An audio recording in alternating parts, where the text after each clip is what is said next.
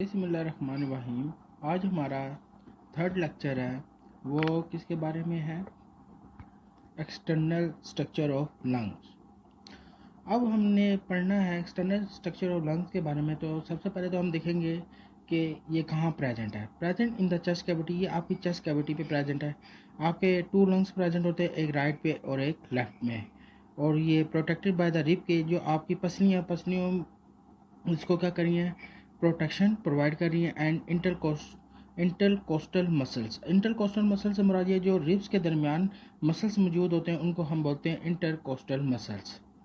अब यहाँ पे आपने बात याद रखनी है, मेडिस्टियम से मुराद है आपका ये वो रीजन है जहाँ पे बेसिकली हार्ट जो है प्रेजेंट होता है। Distance between the right and left रंग, और ये नॉर्मली कि इसका जो अगर हम लेंथ बता सकें तो वो तकरीबन है 2 to 5 सेंटीमीटर ये, लेकिन हर ऑर्गेनिज्म में ये वेरी करती है। और यहाँ पे आपका इस रीजन पे आपका हार्ट जो है सिचुएटेड होता है। Lower side of the lung is present diaphragm. अगर आप देखें इंटरकोस्टल मसल्स जहाँ रिब्स है, रिब्स से जो नीचे वाला हिस्सा आपका आ जाता है, जो लंग से नीचे वाला हिस्सा आएगा उस हिस्से को हम क्या बोलते हैं, डायफ्राम। और डायफ्राम बेसिकली क्या है, डोम शेप्ड होता है। और ये डायफ्राम किसका बना हुआ है? Muscle sheet separated abdomen and thoracic cavity. और ये जो है मसल शीट्स का बना हुआ है जो क्या करेगा, आपको एब्डोमेन और थोरेसिक कैविटी को सेपरेट करेगा। अब हम देखते हैं कि जो राइट लंग है उसमें कितने लूब्स हैं और लेफ्ट लंग में कितने लूब्स हैं। राइट लंग्स में 3 लूब्स होते हैं और लेफ्ट लंग्स में 2 लूब्स होते हैं।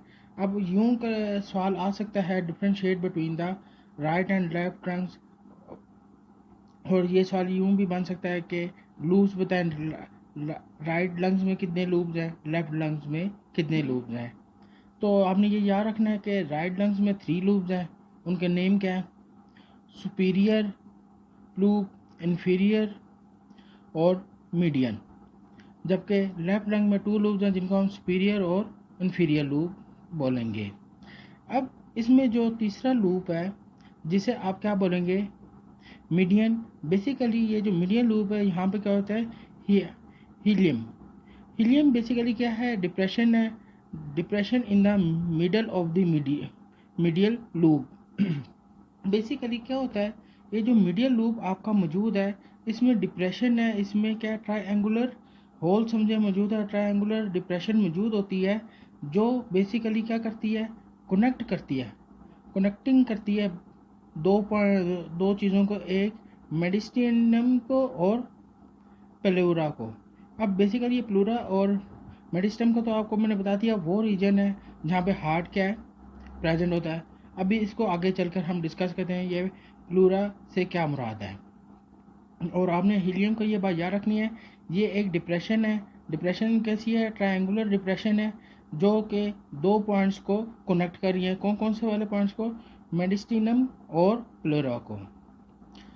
इसी तरह जबकि सुपीरियर हम जो वो देखते हैं कि लेफ्ट लंग में क्या है, सुपीरियर और इन्फीरियर लोब मौजूद है, और ये क्या होते हैं, सेपरेटेड बाय ऑब्लिक फिशर। ये आप देख रहे हैं कि ये मैंने एक लंग का अगर स्ट्रक्चर बनाया है तो एक इसके दरमियान में एक क्या है, एक लाइन पास हो रही होती है, जो लाइन हल्की सी जो पास हो रही होती है, मेम्ब्रेन जो पास हो रही होती है, वो इन दोनों सुपीरियर और इन्फीरियर को क्या करती है, सेपरेट करती है, और उसको हम क्या बोलते हैं, ऑब्लिक फिशर बोलेंगे।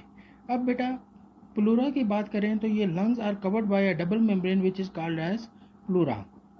अब ये जो प्लूरा है इसको भी ये सवाल कैसे पूछा जा सकता है कि differentiate between inner membrane and outer membrane. और अब हम देखते हैं कि इनर मेम्ब्रेन को क्या कहते हैं और आउटर मेम्ब्रेन को क्या कहते हैं। इनर मेम्ब्रेन को क्या कहेंगे, it is attach with the surface of the lung and is called the visceral pleura.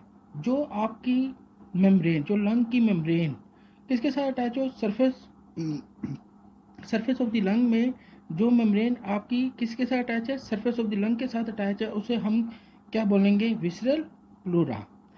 इसके बरक्स जो आउटर मेम्ब्रेन है, it is a flexible and loose tissue, loose, ये फ्लेक्सिबल होती है, लूज है। It is attach with the chest cavity called rental pleura. जो outer membrane है वो आपकी चेस्ट कैविटी के साथ अटैच हुई होती है, जिसे आप रेंटल प्लूरा कहते हैं। और ये बात आपने याद रखनी है कि ये सवाल इस तरह भी आ सकता है कि differentiate between inner and outer membrane of the lung, या ये सवाल इस तरह भी आ सकता है differentiate between visceral pleura and parental pleura. The space between the visceral and parental pleural is called pleural cavity. जो इन दोनों के दरमियान जो स्पेस मौजूद होती है, विसरल और पेरेंटल प्लूरल के दरमियान जो स्पेस मौजूद होती है, उसे हम क्या बोलेंगे? प्लूरल कैविटी बोलेंगे। और ये बात याद रखनी है कि it is filled with fluid when air as shock absorber and reduce friction. ये बेसिकली क्या है? फ्लूइड्स इसके दरमियान में मौजूद होता है, जो कि क्या करेगा?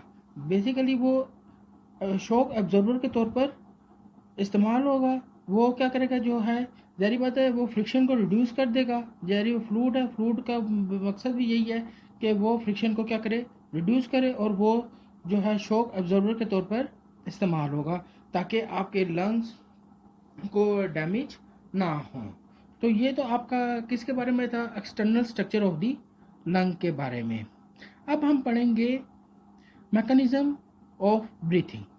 अब मैकेनिज्म ऑफ ब्रीथिंग पढ़ने से पहले हम देखते हैं कि जो एसोसिएटेड स्ट्रक्चर कौन से हैं जो रेस्पिरेटरी सिस्टम के साथ एसोसिएशन इनकी है। तो सबसे पहले तो हम देखते हैं रिब्स मौजूद हैं, इंटरकोस्टल मसल्स मौजूद है, और डायफ्राम मौजूद है। तो रिब्स आपके पास कितने हैं? 12 पेयर्स ऑफ रिब्स मौजूद हैं, जो अटैच होते हैं थोरेसिक वर्टिब्रा के साथ। इंटरकोस्टल मसल्स को मैंने आपको पहले बता दिया है कि ये इंटरकोस्टल मसल्स वो होते हैं जो आपके रिब्स के दरमियान मसल्स मौजूद है। और डायफ्राम आपका डूम शेप्ड है, जो एब्डोमेन कैविटी के जो आपकी एब्डोमेन कैविटी है उसके नीचे, उधर लंग्स के नीचे एब्डोमेन कैविटी के में क्या है? मौजूद है। ये अगर मैं आपको स्ट्रक्चर आपको देखें तो ये देखें आपकी स्टर्नम है, ये आपकी स्टर्नम के साथ क्या रिब्स अटैच हैं। ये जो रिब अटैच हैं, ये जो आपको ग्रीन कलर में आपको नज़र आ रही है रिब्स हैं, और उसके दरमियान में जो ये आपको स्पेस नज़र आ रही है बेसिकली क्या है? ये इंटरकोस्टल मसल्स हैं। ये रिब्स और ये इंटरकोस्टल मसल्स हो गए। लंग्स यहाँ पे क्या होता है? प्रेजेंट होता है। और लंग्स से जो नीचे वाला हिस्सा, ये जो आपको मैंने ब्लैक आपको ये लाइन से जो नज़र आ रहा है, ये बेसिकली कौन सा हिस्सा कहलाएगा? डायफ्राम कहलाएगा। और ये आप देख रहे हैं ये कौन सी किस शेप का होता है? डूम शेप का ये स्ट्रक्चर होता है। बेटा ये बात याद रखनी है कि हमारी पहली 8 रिब्स जो है ना, वो स्टर्नम के साथ अटैच हुई होती हैं। इनको हम ट्रू रिब्स बोलते हैं। अब ये जो 3 है, ये आपस में क्या होती हैं? 8, 9, 10 ये आपस में क्या है? अटैच्ड हुई है। और हमारे पास जो 2 रिब्स होती हैं जो ये अटैच है, इनको हम बोलते हैं, ये देख रहे हैं ये ट्रू रिब्स हैं। ये आपके पास अटैच रिब्स होंगी, फॉल्स रिब्स कहलाएंगी। ये 8वीं 9वीं 10वीं जो है ये फॉल्स रिब्स हैं। और जो आपके पास 11वीं 12वीं है वो किसी के साथ भी अटैच्ड नहीं है। तो ये 11वीं 12वीं आपके पास जो रिब्स कहलाती हैं उनको हम क्या बोलते हैं? फ्लोटिंग रिब्स बोलते हैं। और आपने ये बात याद रखना है कि जो मेल्स के अंदर जो फ्लोटिंग रिब्स होती हैं वो हाफ होती है as compare to female. Size में हमारे पास वो हाफ होती है। अगर हमें एक स्ट्रक्चर मिलता है और हम डिटरमिन करना चाहते हैं कि ये मेल का स्ट्रक्चर है या फीमेल का स्ट्रक्चर है, तो हम उसकी फ्लोटिंग रिब से हम ये देख सकते हैं कि अगर तो वो फ्लोटिंग रिब का साइज़ जो है बराबर है, फुल है, तो वो क्या होगी? वो फीमेल का स्ट्रक्चर होगा। और अगर वो हाफ है, फ्लोटिंग रिब का साइज़ जो है मेल, फ्लोटिंग रिब का साइज़ हाफ है, तो वो किसका स्ट्रक्चर होगा? मेल का स्ट्रक्चर होगा। तो ये तो रिब्स के बारे में होगा कि हमारे जो प्रोटेक्शन, ये लंग्स को जो प्रोटेक्शन प्रोवाइड कर रही हैं वो क्या है? हमारे पास 3 किस्मों के मसल्स होते हैं, 3 किस्मों के स्ट्रक्चर्स होते हैं, एक रिब्स, इंटरकोस्टल मसल्स और डायफ्राम।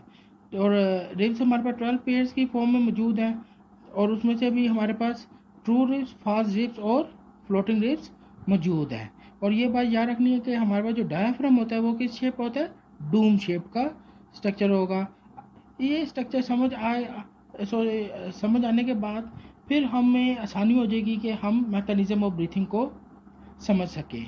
ये हमारे पास वो स्ट्रक्चर हैं जो एसोसिएटेड स्ट्रक्चर हैं, जो रिस्पिरेशन के साथ एसोसिएट कर रहे हैं, और इनकी मूवमेंट से क्या होगी, हमारी जो है रेस्पिरेशन टेक्स प्लेस होगी या ब्रीथिंग का अमल होगा।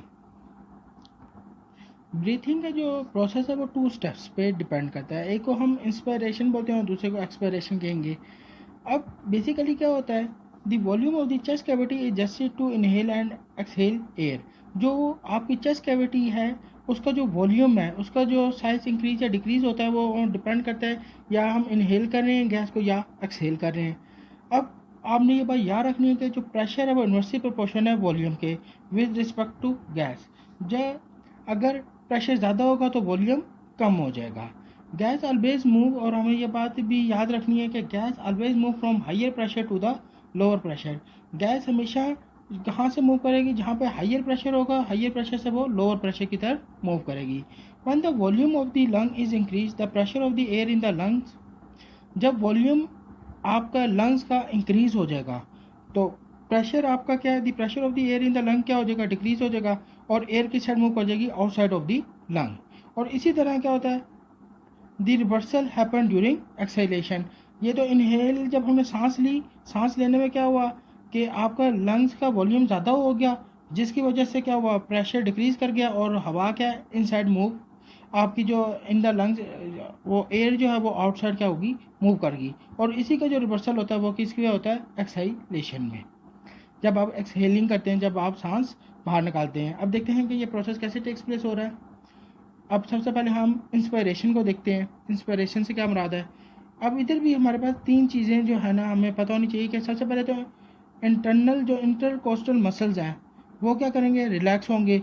एक्सटर्नल इंटरकोस्टल मसल्स जो हैं वो कॉन्ट्रैक्ट होंगे, और रिब्स इसकी वजह से जब आप सांस लेते हैं तो ये बात आपने याद रखना कि जो अंदर की साइड आपके मसल्स हैं वो क्या कर जाएंगे, रिलैक्स हो जाएंगे, और जो बाहर आपके जो इंटरकोस्टल मसल्स हैं वो कॉन्ट्रैक्ट होंगे, जिसकी वजह से जो रिब्स हैं वो आपकी ऊपर की तरफ रेज हो जाएंगी। जब वो ऊपर की तरफ रेज होंगी तो इसका मतलब है जो डायाफ्राम जो डूम शेप्ड है वो क्या हो जाएगा, उसकी शेप लेस डूम हो जाएगी। ये बात आपने याद रखनी है कि जब आप सांस लेते हैं तो आपकी रिब रेज्ड करती हैं, जिसकी वजह से जो डायाफ्राम है, डायाफ्राम क्या हो जाएगा, आपका लेस डूम शेप का हो जाएगा, और उसकी वजह से क्या होगा, volume of the chest cavity जो है वो इंक्रीज कर जाएगी। जब आपकी वॉल्यूम जो है, आपकी चेस्ट कैविटी का वॉल्यूम जब इंक्रीज करेगा तो pressure on air in lungs क्या होगी, डिक्रीज हो जाएगा। ज़ाहिर बात है जब आप सांस ले रहे हैं तो आपका वॉल्यूम इंक्रीज़ कर रहा है, जब आपका वॉल्यूम लंग्स में इंक्रीज़ कर रहा है तो ज़ाहिर बात है कि प्रेशर क्या हो जाएगा, वो डिक्रीज़ हो जाएगा, और air from the outside rushes into the lung. और जो बाहर की तरफ एयर है, जो बाहर एयर मौजूद है, क्योंकि आपको पता है कि एयर कहाँ से मूव करती है, from high pressure to the lower pressure. तो अंदर लंग्स में अब क्या हो गया, प्रेशर लो हो गया, डिक्रीज हो गया ना, तो लोअर प्रेशर है और यहाँ पे हाइयर प्रेशर है, तो एयर आउटसाइड पे हाइयर प्रेशर है, तो इस वजह से एयर जो है वो लोअर प्रेशर की तरफ मूव करेगी। तो मतलब आउटसाइड से एयर जो है इनसाइड द लंग मूव करेगी, और जब वो मूव करेगी तो गैसेस एक्सचेंज आपकी होंगी थ्रू। अब बेटा ये देखो कि अब मैंने ये जो स्ट्रक्चर बनाया, इस स्ट्रक्चर के यही है कि जो ये जो डूम शेप था वो लेस डूम हो गया, become less Doom, diaphragm contract and become less Doom, या पैराबोलिक हम कह सकते हैं कि पैराबोलिक स्ट्रक्चर बन गया, लेस पैराबोलिक हो गया। पहले ये डूम शेप था, अब ये डूम शेप नहीं रहा बल्कि कॉन्ट्रैक्ट होके लेस डूम स्ट्रक्चर बन गया, और इसकी वजह से आपका आपका जो स्ट्रक्चर है, आपकी ये जो प्रोसेस है वो इनहाइलेशन हो रही है। फिर इसके बाद आपने ये बात याद रखनी है कि एक्सपायरेशन क्या है। एक्सपायरेशन को हम कैसे डिफाइन करते हैं कि अब जारी बात है, ये तो इनहेलेशन था, इसका अगर हम उलट कर दें तो वो एक्सपायरेशन है। इसमें क्या होगा, removal of air from the lung is called exhalation या एक्सपायरेशन। इसमें भी क्या होगा, अब क्या हुआ, इंटर जो इंटरनल इंटरकोस्टल मसल से वो कॉन्ट्रैक्ट कर गए और एक्सटर्नल इंटरकोस्टल मसल रिलैक्स कर गए, और जो रिब्स थी वो रेज होने की बजाय क्या होगी, लोवर्ड होगी, और volume of the chest cavity क्या हो जाएगा, डिक्रीज हो जाएगा, और जो डायफ्राम था वो वापस डूम शेप का हो जाएगा, और प्रेशर जो होगा एयर में, जो प्रेशर होगा लंग्स में वो इंक्रीज हो जाएगा। प्रेशर जब लंग्स में इंक्रीज हो जाएगा तो हम पढ़ चुके हैं कि प्रेशर जो है वो इन्वर्सली प्रोपोर्शन है वॉल्यूम के, जहाँ और गैस हमेशा वहाँ मूव करती है जहाँ पे लोअर प्रेशर होता है। तो अब लंग्स में प्रेशर ज़्यादा है, तो इस वजह से जो है हवा क्या करेगी, आपकी जो गैसेज हैं वो रशेज आउट हो जाएंगी from lungs towards the outside. तो air from the lung rushes out outside the lungs. तो और उस तरह, और ये प्रोसेस आपका क्या कहलाएगा, एक्सपायरेशन। ऑन एवरेज जो हमारा ब्रीथिंग रेट है वो 15 to 17 टाइम्स है नॉर्मली, और जब का हम भागते हैं या एक्सरसाइज करते हैं, रनिंग करते हैं, तो ये आपका तकरीबन 30 टाइम्स इंक्रीज कर जाता है। अब एक सवाल ये पूछा जा सकता है कि why it is hot in a plain area as compare to mountain region. जो हम सांस लेते हैं वो गर्म क्यों महसूस होती है as compare to mountain region में, कि वहाँ पे हमें सांस ठंडी महसूस होती है। तो आपने ये आपको पता है होना चाहिए कि temperature is directly proportion to volume है, और वॉल्यूम क्या है, इनवर्सली प्रोपोर्शन टू प्रेशर है। प्लेन एरिया में जो हमारे ज़मीनी एरिया है, ये प्लेन एरिया है, उधर प्रेशर क्या होता है, हाई होता है। प्रेशर हाई होगा, देयरफॉर आपके प्लेन एरिया में प्रेशर हाई है, therefore temperature is increased, temperature ज़्यादा है।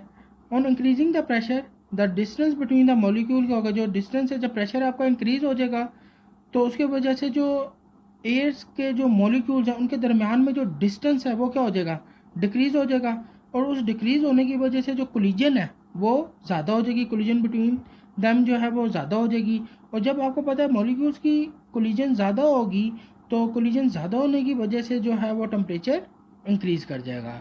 तो इसकी रीज़न ये थी कि जब जब आप सांस जब आप प्लेन एरिया में अगर सांस ले रहे हैं as compare to mountain region में, और वो आपको गर्म महसूस हो रही है प्लेन एरिया में, तो उसकी रीज़न क्या थी कि आपके जो प्रेशर इंक्रीज होने की वजह से मॉलिक्यूल्स क्या करते हैं, उनकी कोलिजन ज़्यादा होती है, और उसकी वजह से टेम्परेचर इंक्रीज़ कर जाता है, और इस वजह से वो क्या गर्म महसूस होती है।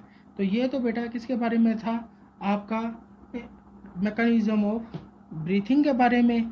अब इंशाल्लाह हम इसकी फर्दर जो टर्मिनोलॉजीज़ हैं वो हम अगले लेक्चर में पढ़ेंगे।